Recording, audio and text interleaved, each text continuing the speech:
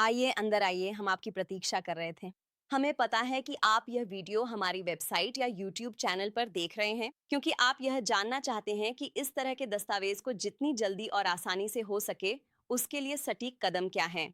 तो तैयार हो जाइए और चलिए शुरू करते हैं। नमस्ते। अगर आप यह वीडियो देख रहे हैं तो शायद आप पार्सल जल्दी भेजने का सही तरीका जानना चाहते हैं। पासपोर्ट की एक कॉपी, जिसे टेक्सास सेक्रेटरी ऑफ स्टेट द्वारा गैर दर्ज योग्य दस्तावेज माना जाता है। इसकी लागत और वर्तमान में प्रोसेसिंग समय क्या है? हमारे साथ टेक्सास अपोस्टिल ऑन ऑर्डर देने के लिए आपको कौन से सटीक कदम उठाने होंगे? ध्यान दें, पासपोर्ट की कॉपी जैसे गैर दर्ज योग्य दस्तावेज आप हमें ईमेल या फैक्स के माध्यम से नहीं भेज सकते अपोस्टिल के लिए। लेकिन इसमें एक अपवाद है जिसे हम 1 मिनट में बताएंगे। इसे डाक से भेजें या ऑनस्टिन कार्यालय में खुद आकर मूल वेट इंक हस्ताक्षरित हलफनामा और पासपोर्ट फोटोकॉपी जमा करें। साथ ही सभी गैर दर्ज योग्य दस्तावेज टेक्सास नोटरी द्वारा वेट इंक में प्रमाणित होने चाहिए। आप किसी अन्य राज्य या देश के नोटरी का इस्तेमाल नहीं कर सकते, केवल टेक्सास के नोटरी का ही उपयोग करें। आपको या किसी वकील को दस्तावेज पर टेक्सास नोटरी, जूरर या स्वीकृति पाठ जोड़ना होगा, जैसा यहाँ दिखाया गया है। पासपोर्ट के मामले में आप पासपोर्ट प्रमाणित नहीं करा सकते। ये असंभव है। सेक्रेटरी ऑफ स्टेट ये नहीं करता। यूएस डिपार्टमेंट ऑफ स्टेट भी ये नहीं करता। तो जो आपको करना है वो ये है कि आपको अपने पासपोर्ट की एक फोटोकॉपी बनानी होगी। अब ये देश पर निर्भर करता है। कुछ देश आपसे आपके पासपोर्ट के कई पन्नों की कॉपी करवाना चाहेंगे। ये हमारे या सेक्रेटरी ऑफ स्टेट के हाथ में नहीं है। आप बस अपने पासपोर्ट को खोल सकते हैं, जैसे कि यूएस और के लिए उसमें एक पेज पर आपकी फ़ोटो होगी जिसमें आपकी फ़ोटो लगी होगी, और फिर जैसे दूसरा पेज जैसे बस आप उसे खोलते हैं। अधिकांश लोग बस यही करवाते हैं। अधिकांश देशों को बस आपकी फ़ोटो वाला वो पहला पेज चाहिए होता है। अब कुछ देश चाहते हैं कि आपके पासपोर्ट के सभी पन्ने दें, जो थोड़ा अजीब है, लेकिन कुछ देशों ने हमसे ऐसा करवाया है। ये आपके पासपोर्ट के 20-30 पन्ने भी हो सकते हैं और आपको उसकी फ़ोटो लेनी होती है, लेकिन ये बहुत ही कम होता है। ज़्यादातर देशों को बस वही चाहिए होता है जहाँ आपकी फ़ोटो है, यानी पहला पेज ऊपर और नीचे। ये किसी भी देश के पासपोर्ट से हो सकता है। आप इस पर सेक्रेटरी ऑफ स्टेट से एपोस्टिल भी लगवा सकते हैं। किसी भी देश के पासपोर्ट के साथ यह संभव है, जब तक वह सही से नोटराइज्ड और प्रमाणित हो। ईपीआई डेविड, ध्यान रखें कि आपको अपने पासपोर्ट की एक स्पष्ट रंगीन फोटोकॉपी तैयार करनी होगी। और फिर से, यह नियम दुनिया के किसी भी देश के लिए लागू होता है। इसके बाद आपको ये करना है कि आप प्रमाणित प्रति का एफिडेविट भरेंगे, उस पर हस्ताक्षर करवाएँगे और नोटराइज़ करवाएँगे। फिर आप इसे अपने पासपोर्ट की फ़ोटोकॉपी के साथ पेपर क्लिप कर देंगे, और यही चीज़ आपको हमें मेल करनी है या हमारे पास छोड़नी है। तो आपको बस इतना करना है कि इसे यहाँ से कॉपी और पेस्ट कर लें, इसे यहीं से कॉपी और पेस्ट कर लें। इसे माइक्रोसॉफ्ट वर्ड डॉक्यूमेंट पर पेस्ट कर प्रिंट कर लें या फिर इस पीडीएफ पर क्लिक करें और वह डाउनलोड होकर प्रिंट हो जाएगा। मैंने यहाँ जो भी हाइलाइट किया है वह सब। अब बहुत जरूरी बात, इस दस्तावेज को नोटरी कई तरीकों से खराब कर सकता है। यह अविश्वसनीय है। भले ही वे हमारी किसी भी निर्देश का पालन नहीं करते, भले ही इसमें साफ साफ लिखा है कि उन्हें क्या करना है, फिर भी नोटरी इसे खराब कर देगा, जिससे आपका समय और पैसा दोनों बर्बाद होंगे। तो अब हम देखेंगे कि आपको क्या भरना है और कैसे भरना है। तो यहाँ जहां लिखा है आई द बर्जोज आइडर, वहां पासपोर्ट धारक का नाम प्रिंट करना है। ठीक है, ये तो काफी स्पष्ट है। इसमें पासपोर्ट धारक का नाम प्रिंट करने के लिए कहा गया है। बताओ, यहाँ लोगों ने अपने हस्ताक्षर किए हैं। ये दस्तावेज अस्वीकार होगा। आपको अपना नाम बिल्कुल वैसा ही प्रिंट करना होगा जैसा आपके पासपोर्ट पर है, वरना आपका आवेदन रद्द हो जाएगा। जैसे अगर पासपोर्ट पर जॉन डी है, डो, आपको अपना नाम लिखना होगा जॉन डी डो। अगर आपके पासपोर्ट पर आपका पूरा मिडिल नाम है, जैसे जॉन जैक्सन डो, तो आपको अपना नाम जॉन जैक्सन डो ही प्रिंट करना होगा। अगर आपका कोई मिडिल नाम नहीं है, तो ऐसी स्थिति में आप अपना पहला और आखिरी नाम दर्ज कर सकते हैं। आपको अपना नाम बिल्कुल वैसे ही प्रिंट करना है जैसा आपके पासपोर्ट पर है, ठीक है? और फिर आपको अपने हस्ताक्षर भी वैसे ही करने हैं जैसे आप अपने पासपोर्ट पर करते हैं। आपको अपने पासपोर्ट पर किए गए हस्ताक्षर कुछ वीज़ा या अमेरिका के लिए किसी बहाने के साथ दिखाने चाहिए। पासपोर्ट्स में ये दिखाता है कि आपको उस पर हस्ताक्षर करने होते हैं। अगर आपके हस्ताक्षर पासपोर्ट पर किए गए हस्ताक्षरों से बहुत अलग हैं, तो विदेशी देश इसमें समस्या कर सकते हैं। इसलिए कोशिश करें कि आप वैसे ही हस्ताक्षर करें जैसे आप अपने पासपोर्ट पर करते हैं, ठीक है?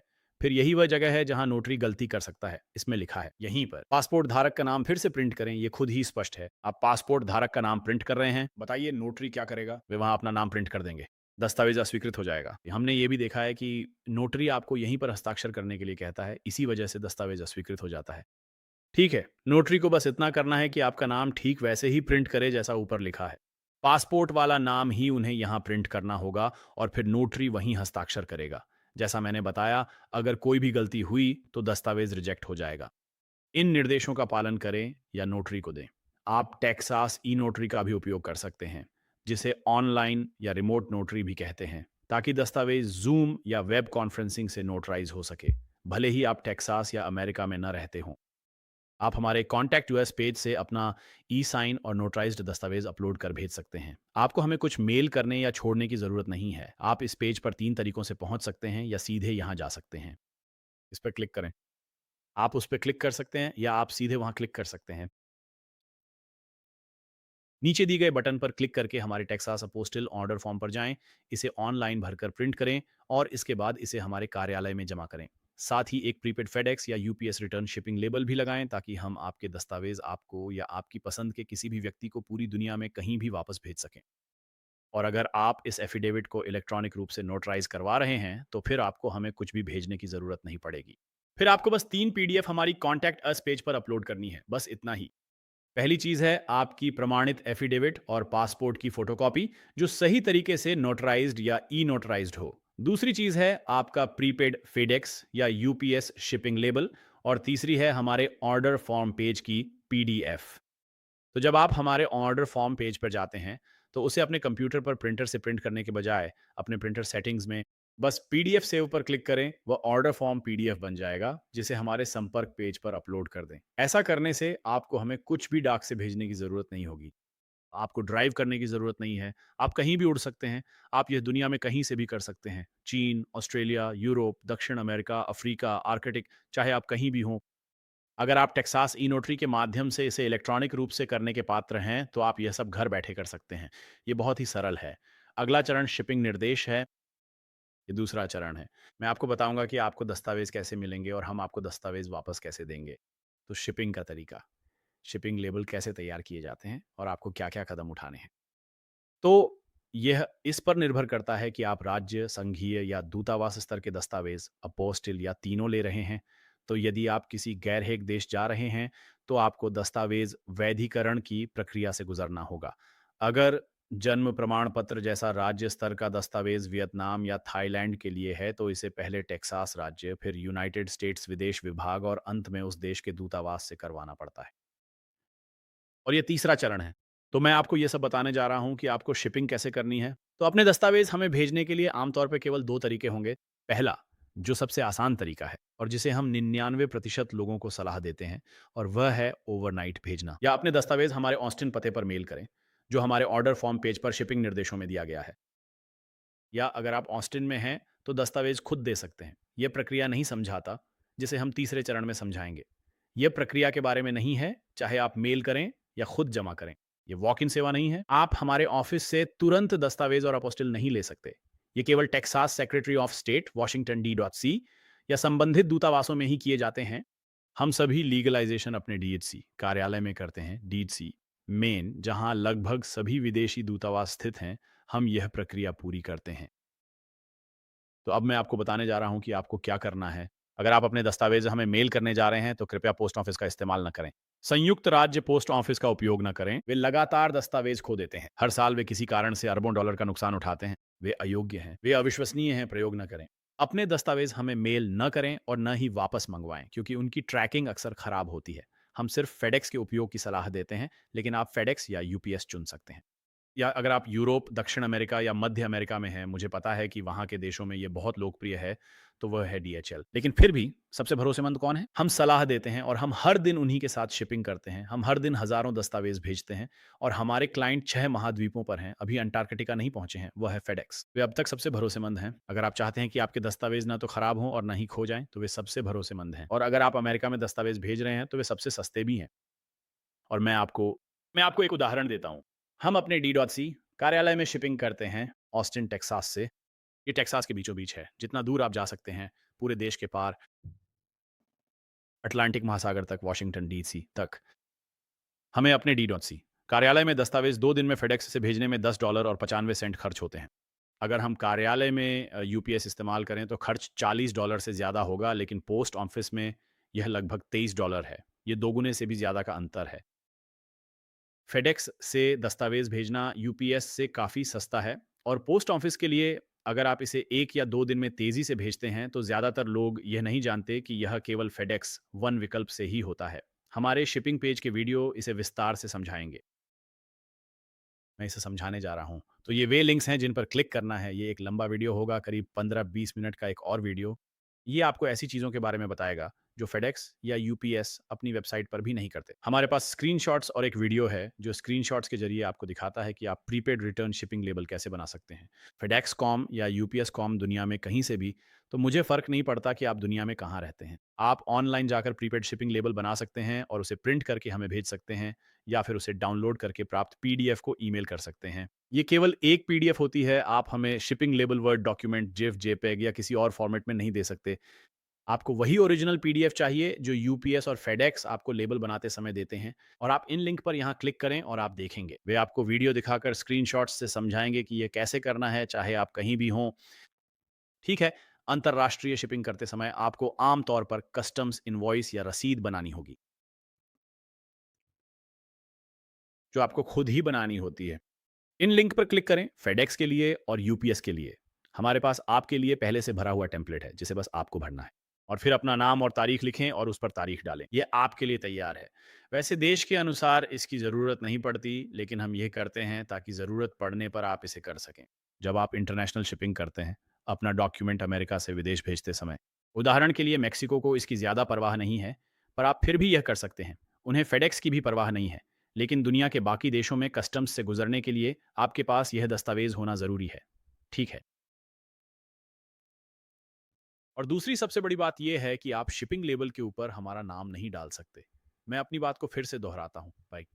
जब हम आपका दस्तावेज आपको वापस भेज रहे हों, तो आप शिपिंग पर किसी भी स्थिति में हमारा नाम, फ़ोन नंबर या पता नहीं डाल सकते। ये आपके लिए शिपिंग की बात हो रही है। तो हमने आपके दस्तावेज का अपोस्टिल कर दिया है, और अब आप चाहते हैं कि ये आपको वापस भेजा जाए, या किसी लॉ फर्म को, या किसी दूसरे देश में, या किसी दोस्त, परिवार के सदस्य, सहकर्मी, कंपनी या सरकारी संस्था को। आप इसे जहाँ भी भेजवाना चाहते हैं, आप एक प्रीपेड शिपिंग लेबल बना रहे हैं। ठीक है। आप ही आयातक हैं और आप ही शिपर हैं। इसीलिए आप उस पर हमारा नाम नहीं डाल सकते, क्योंकि अगर ये कस्टम्स से होकर जाता है, तो हमें उसका बिल भेजा जाएगा। उसका बिल आता है सैकड़ों डॉलर। ये हमारा नहीं है। इसलिए अगर आपने उस पर हमारा नाम डाला, तो हम आपके दस्तावेज़ आपको वापस नहीं भेजेंगे, ठीक है? इसे ऐसे सोचिए जैसे आप एक लिफ़ाफ़ा भेज रहे हैं और उसमें ऊपर बाईं ओर पता लिखते हैं। आप उस पर प्रेषक का पता डालते हैं, ताकि अगर पता गलत होने पर पोस्ट ऑफ़िस उसे डिलीवर न कर पाए, तो वे वह डाक आपको वापस भेज देंगे। यही हम आपसे माँग रहे हैं। आप उसमें हमारा पता नहीं डाल सकते। आपको कोई भी पता डालना होगा। ये फ़र्क नहीं पड़ता कि वह क्या है। आप अपने दोस्त, परिवार के सदस्य, सहकर्मी या किसी व्यवसाय का पता डाल सकते हैं। कोई फ़र्क नहीं पड़ता। बस आप हमारी जानकारी उसमें नहीं डाल सकते। फिर से आप बस अपनी जानकारी डाल सकते हैं। लोग यही करते हैं। आप अपने पते को प्रेषक और प्राप्तकर्ता दोनों के रूप में लिख सकते हैं। आप इसे यूरोप भेजना चाहें, आपके दोस्त या परिवार अमेरिका में हैं, आप उनका पता इस्तेमाल कर सकते हैं। ये तभी होगा जब आपका डॉकिंग आपको वापस मिलता है। वापसी के लिए उन्हें एक पते की ज़रूरत है। कस्टम्स शुल्क या अन्य बिलों के लिए भी उनके पास पता होना चाहिए। इससे कोई फ़र्क नहीं पड़ता, बस आप हमारा पता इस्तेमाल नहीं कर सकते। ये बहुत आसान है। और फिर से इन दोनों में आप इस पे क्लिक करें। हम बताएँगे कि इसका क्या मतलब है और इसे कैसे करना है। फेडेक्स या यूपीएस पर ऑनलाइन करते समय वे पूछेंगे, "ये कहाँ से भेजा जा रहा है?" तो आप बस हमारा पता या फ़ोन नंबर नहीं डाल सकते। ये बहुत आसान है और लोग इसे हर दिन करते हैं। लोग कहेंगे असंभव है, पर आप कर सकते हैं। बस तरीका गलत है। हमारे निर्देश मानें। इसे ऑनलाइन करें। फेडेक्स या यूपीएस स्टोर में जाकर यह ना करें, क्योंकि उन्हें अक्सर पता नहीं होता कि वे क्या बात कर रहे हैं। आप इसे बस ऑनलाइन कर सकते हैं। हम हर दिन दुनिया के हर देश से ये काम करवाते हैं। आप ऑनलाइन लेबल बना सकते हैं, हमारा पता इस्तेमाल किए बिना, क्योंकि फिर से आप ऑनलाइन लेबल बना रहे हैं और आप ही इसके लिए भुगतान कर रहे हैं, हम नहीं। हम तो बस आपके लिए फेडेक्स, यूपीएस या डीएचएल में पैकेज छोड़ रहे हैं। तो आप हमारा पता नहीं डाल सकते, क्योंकि फिर तकनीकी रूप से फेडेक्स, यूपीएस या डीएचएल की नज़र में हम ही आयातक बन जाते हैं। हम ही शिपर बन जाते हैं। क्या आप समझ रहे हैं? सारी ज़िम्मेदारी, कानूनी ज़िम्मेदारी हमारी कंपनी पर आ जाती है, और हम ऐसा नहीं कर सकते। हमारी कानूनी नीति, हमारी कंपनी की नीति हमें इसकी अनुमति नहीं देती। इसलिए शिपिंग लेबल पर हमारा पता ना डालें। ये बहुत महत्वपूर्ण है, क्योंकि हम इसे बिल्कुल भी शिप नहीं करेंगे। हम इसे वापस शिप नहीं करेंगे। हम आपको बताएँगे कि आपको नया शिपिंग लेबल भेजना होगा। अंतर्राष्ट्रीय ओन ऑर्डर पर हमारा पता, फ़ोन या नाम नहीं होना चाहिए। अगर यह अंतर्राष्ट्रीय जा रहा है, तो हम इसे वापस नहीं भेजेंगे। ये बहुत ज़रूरी है। अगर आप समय की कमी में हैं और आपको ये दस्तावेज़ जल्दी चाहिए, तो इससे देरी हो जाएगी। हो सकता है कि नया लेबल भेजने और संपर्क करने में कुछ दिन लगें। इन निर्देशों का पालन करें। इस प्रीपेड शिपिंग लेबल पर अपना या हमारा नाम, पता या फ़ोन नंबर न डालें। शिपिंग के बारे में बस इतना ही है। ये फिर से बहुत आसान है। अगर आप हमें दस्तावेज़ ड्रॉप ऑफ करने जा रहे हैं, तो बस हमें दे दें। आप दस्तावेज खुद छोड़ सकते हैं और हमें प्रीपेड शिपिंग लेबल दे सकते हैं ताकि हम उन्हें आपको वापस भेज सकें। आप बस ड्रॉप ऑफ करें और हम उन्हें मेल कर देंगे। बहुत से लोग ऐसा भी करते हैं, तो आप ऑनलाइन जाकर अपना शिपिंग लेबल बनाते हैं। जब आप हमारे ऑस्टिन लोकेशन पर आते हैं, तो दस्तावेज जमा कर सकते हैं। फिर अगले 1-2 दिनों में ही, जैसा स्टेप 3 के अनुसार बताया गया है, सेक्रेटरी ऑफ स्टेट इन्हें जारी करने का काम करते हैं या फिर संघीय सरकार को या दूतावास को, फिर हम आपको वापस भेज देंगे। तो बस इतना ही, धन्यवाद। ये स्टेप 3 है। मैं आपको हमारी मौजूदा कीमतों के बारे में बताने जा रहा हूँ और अगर आप हमें ज़रूरी दस्तावेज़ों को ड्रॉप ऑफ करने वाले हैं, तो हमारी वर्तमान काम पूरा करने की समय सीमा जो आज 30 नवंबर 2025 की है, वे कुछ ऐसे हैं। तो अगर आप हमें दस्तावेज़ ड्रॉप ऑफ करने वाले हैं, तो आपको क्या करना होगा कि आपको हमारा ऑर्डर फॉर्म ऑनलाइन पूरा भरकर प्रिंट करना आवश्यक होगा। आपको यहाँ नीचे क्लिक करना है यही। इस पर क्लिक करने से आप हमारे ऑर्डर फॉर्म पेज पर पहुँच जाएँगे और यही फॉर्म आपको ऑनलाइन भरना है और फिर उसे प्रिंट करना है। और वहाँ एक और वीडियो है जो आपको बताएगा कि ऑर्डर फॉर्म कैसे भरना है और बाकी सारी चीज़ें कैसे करनी है। तो अगर आप हमें अपने दस्तावेज़ मेल करने वाले हैं, जैसा कि ज़्यादातर लोग करते हैं, आप हमारा ऑन ऑर्डर फॉर्म आसानी से प्रिंट करते हैं और फिर उसे अपने दस्तावेज़ों के साथ, जैसा कि हम स्टेप 2 में समझाते हैं, हमें भेज देते हैं। अगर आप अपने दस्तावेज़ व्यक्तिगत रूप से देने आ रहे हैं, तो इससे प्रक्रिया तेज़ नहीं होती और मैं इसके बारे में आगे बताऊँगा। आप हमारे ऑस्टिन ऑफ़िस में दस्तावेज़ जमा कर सकते हैं, जो हमारा एकमात्र स्थान है, ना ह्यूस्टन, ना डलास, सिर्फ़ ऑस्टिन। अगर आप ऑस्टिन क्षेत्र में रहते हैं, तो आपको हमारा ऑर्डर फ़ॉर्म प्रिंट करके अपने दस्तावेज़ों के साथ लाना होगा। और अब मैं इसके बारे में बताने जा रहा हूँ। हमारे कट ऑफ समय है। तो सेम डे सर्विस का मतलब है कि हम आपके कानूनी दस्तावेज टेक्सास सेक्रेटरी ऑफ स्टेट के पास उसी दिन दाखिल करेंगे। अगर हमें आपके दस्तावेज दोपहर 12 बजे तक मिल जाते हैं, सेंट्रल स्टैंडर्ड टाइम के अनुसार, सोमवार से शुक्रवार, संघीय या राज्य छुट्टियों के अलावा। तो जब भी सेक्रेटरी ऑफ स्टेट का दफ्तर खुला हो, वे छुट्टियों के अलावा भी कई दिन बंद रहते हैं। जैसे इस साल 4 जुलाई के बाद वाले सोमवार को भी बंद थे। वो कोई संघीय अवकाश नहीं था और इस हफ्ते बुधवार को भी वे बंद थे। थैंक्सगिविंग से पहले और वो भी कोई संघीय अवकाश नहीं है या ब्लैक फ्राइडे को भी वे बंद रहते हैं। वो कोई संघीय अवकाश नहीं है, लेकिन वे बंद रहते हैं। वे इस हफ्ते 3 दिन बंद हैं। क्रिसमस ईव से 1 दिन पहले से वे 3 दिन बंद रहेंगे। क्रिसमस ईव संघीय अवकाश नहीं है, पर जब भी वे बंद होते हैं, हम आपके दस्तावेज़ दाखिल नहीं कर सकते। ये जान लें कि टर्न अराउंड समय के बारे में सतर्क रहना ज़रूरी है। कोई भी कंपनी सेक्रेटरी ऑफ स्टेट का दफ्तर खुलने पर ही दस्तावेज़ दाखिल कर सकती है। अगर हमें आपके दस्तावेज़ कामकाजी दिनों में सोमवार से शुक्रवार दोपहर 12 बजे सेंट्रल स्टैंडर्ड टाइम तक मिल जाते हैं, तो हम इसकी गारंटी देते हैं। अगर हमें वे दोपहर 12 बजे तक मिल जाते हैं, तो हम उन्हें टेक्सास राज्य में दाखिल कर देंगे।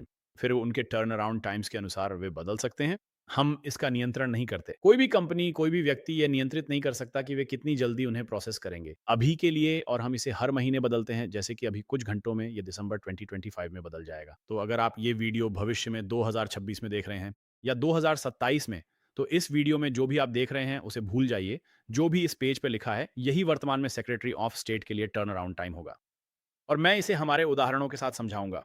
तो अभी के लिए नवंबर 2025 में सेक्रेटरी ऑफ स्टेट को दस्तावेजों पर अपोस्टिल जारी करने में 0 से 2 कार्य दिवस लगते हैं और मैं समझाऊंगा कि 0 दिन का क्या मतलब है। ठीक है, तो हम यहाँ कुछ परिदृश्य देते हैं। अगर हमें आपका कागजात डाक द्वारा या दोपहर 12 बजे तक ड्रॉप ऑफ के जरिए मिल जाता है, तो हम आपके दस्तावेज फाइल कर देंगे। फिर ये संभव है, ज़रूरी नहीं कि हमेशा हो कि सेक्रेटरी ऑफ स्टेट आपको उसी दिन अपोस्टिल जारी कर दे। तो उसी दिन का मतलब है 0, यानी हम आपका दस्तावेज़ उसी दिन दोपहर से पहले या दोपहर तक प्राप्त कर लेंगे। हम उसे उसी दिन फ़ाइल करेंगे और संभव है कि वे उसी दिन अपोस्टिल जारी कर दें और हम उसी दिन आपको वापस डाक से भेज देंगे। यही हमारा 0 दिन है। या फिर हमारे फ़ाइल करने के बाद उन्हें आपको अपोस्टिल जारी करने में 2 कार्य दिवस तक का समय लग सकता है। ठीक है?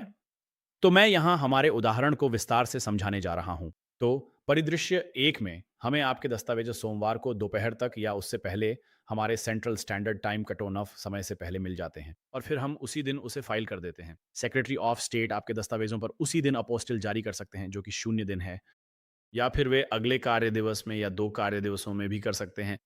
तो सबसे खराब स्थिति में आपको ये बुधवार को मिलेगा और आपके पास वापस भेज दिया जाएगा। तो ये है आपका, यही है।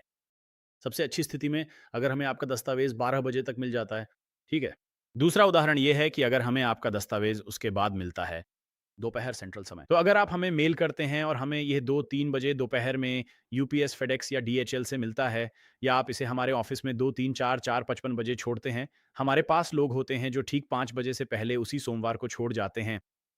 हम इसे अगले दिन ही फाइल कर सकते हैं। हम इसे अगले कार्य दिवस में फाइल करेंगे और फिर वे उसी दिन इसे जारी कर सकते हैं। ये शून्य दिन है। वे इसे अगले कार्य दिवस में 1 दिन या 2 कार्य दिवसों में जारी कर सकते हैं। तो सबसे खराब स्थिति में हम इसे ले सकते हैं और उसी दिन आपको वापस मेल कर सकते हैं, गुरुवार। तो फिर से दोनों स्थितियों में अगर हमें आपका दस्तावेज़ सोमवार को मिलता है, चाहे दोपहर से पहले या बाद में, ये बुधवार या गुरुवार को होगा। तो फिर से सबसे खराब स्थिति में, जब तक कोई ज़ॉम्बी प्रलय, ओआरसी विद्रोह या एलियन आक्रमण ना हो, अगर आप इसे सोमवार को करते हैं, तो ये गुरुवार को आपको वापस मेल कर दिया जाएगा। सबसे खराब या सबसे अच्छी स्थिति में इसे सोमवार को ही आपको वापस मेल किया जा सकता है। तो इसे एक बार फिर समझ लेते हैं। मैं इस बात पे जोर देना चाहता हूँ। अगर आप हमारे ऑस्टिन कार्यालय में आकर दस्तावेज़ जमा करते हैं मेल करने के बजाय, तो इससे प्रक्रिया तेज़ नहीं होती। इससे कोई फ़र्क नहीं पड़ता कि दस्तावेज़ ड्रॉप ऑफ से मिले या मेल से, दोपहर से पहले या बाद में, टर्न अराउंड टाइम एक ही रहेगा। बहुत से लोग हमारी वेबसाइट नहीं पढ़ते, हमसे संपर्क नहीं करते और ये सोचकर आ जाते हैं कि उसी दिन काम हो जाएगा। ये मुमकिन नहीं, क्योंकि ये सेक्रेटरी ऑफ स्टेट पर निर्भर है, फैसला उनका है। वे इसे उसी दिन, अगले दिन या 2 दिन बाद जारी करेंगे। तो कृपया जब तक आप ऑस्टिन में न हों, ये प्रक्रिया तेज़ नहीं होती। अपने दस्तावेज़ हमें ओवरनाइट भेजें, बस वैसे ही करें, ठीक है? और फिर ये कीमतें आज की तारीख की हैं, ये अगले साल 2026, 27 या 2028 में बदल सकती हैं, जब भी आप ये वीडियो देख रहे हों। तो इस वीडियो में जो कहा गया है उस पर ना जाएँ, बल्कि जो यहाँ लिखा है उसी पर ध्यान दें। वर्तमान में यही कीमतें लागू हैं। तो पहले दस्तावेज़ के लिए अगर आप सेक्रेटरी ऑफ स्टेट से अपोस्टिल करवाते हैं, तो इसकी लागत $95 होगी और इसमें सभी फाइलिंग फ़ीस ही सम्मिलित की गई हैं। तो आपको हमें कोई चेक नहीं भेजना है, या मनी ऑन ऑर्डर या कैशियर का चेक। आपको राज्य की फाइलिंग फीस के लिए हमें पैसे नहीं भेजने हैं और आपको कोई कागजी कार्रवाई भी नहीं करनी है। आप हमें राज्य का फॉर्म नहीं भेजते। हमारे पास अपने फॉर्म हैं और हम फाइलिंग फीस का भुगतान करते हैं। ये सिर्फ $95 है, कोई टैक्स नहीं है। ये सिर्फ $95 फिक्स है, बस यही आपको देना है। और अगर एक से ज्यादा दस्तावेज हैं तो उसमें छूट मिलती है। ये एक आसान चार्ट है, एक दस्तावेज के $95, 2 दस्तावेजों को अपोस्टिल करवाने के लिए, और ये एक ही समय पर है। तो ये 170, 3 के लिए 245 और इसी तरह आगे बढ़ता है। ये वर्तमान कीमतें हैं। और फिर किसी भी अतिरिक्त दस्तावेज़ के लिए $75 प्रति दस्तावेज़ लगेंगे। और जब आप ऑर्डर करने के लिए तैयार हों, तो बस इस बटन पर क्लिक करें और यह आपको हमारे ऑर्डर फॉर्म पेज पर ले जाएगा। टेक्सास अपोस्टिल्स के लिए, और फिर से ये केवल टेक्सास के लिए है। ये फेडरल प्राइसिंग या corporate pricing, Texas corporate pricing, corporate दस्तावेज़ों के अपोस्टिल या एम्बेसी फीस के लिए नहीं है। असल में ये विशेष रूप से केवल टेक्सास के राज्य सचिव के उपयोग के लिए है। और टेक्सास के दस्तावेज। इसी वजह से टेक्सास के नोटरी द्वारा प्रमाणित आधिकारिक दस्तावेज या टेक्सास की किसी संस्था, शहर, राज्य, काउंटी या राज्य सरकार द्वारा जारी किए गए विभिन्न दस्तावेज, जैसे टेक्सास का जन्म प्रमाण पत्र, मृत्यु प्रमाण पत्र, विवाह लाइसेंस, तलाक का आदेश, आपराधिक record, check, driving licence, power of attorney आदि। तो यह तीसरा महत्वपूर्ण चरण है। धन्यवाद।